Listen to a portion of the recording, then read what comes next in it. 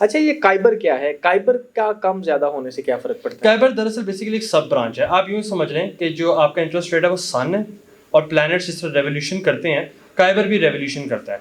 काइबर basically होता है Karachi interbank rate, offer rate.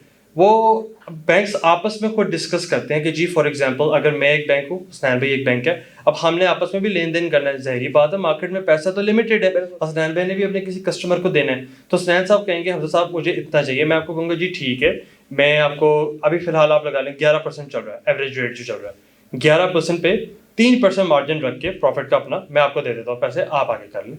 तो उसके ऊपर फिर जो मेरे पैसे हैं वो इन्फ्लेशन से भी सेफ हो जाते हैं कि यानी कि जब महंगाई बढ़ गई तो मुझे इन्फ्लेशन की वजह से नुकसान नहीं होगा, मुझे उसमें भी फायदा हो जाता है और सैलरी भाई आगे अपने कस्टमर्स को भी वो दे सकते हैं।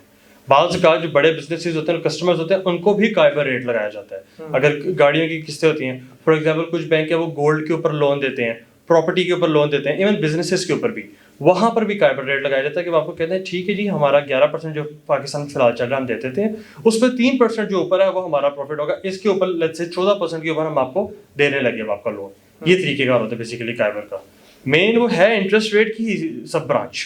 जब इंटरेस्ट रेट बढ़ेगा काइबर भी बढ़ेगा, जब इंटरेस्ट रेट गिरेगा काइबर भी गिरेगा, क्योंकि काइबर को भी बेसिकली स्टेट बैंक ही रेगुलेट करता है पीछे से।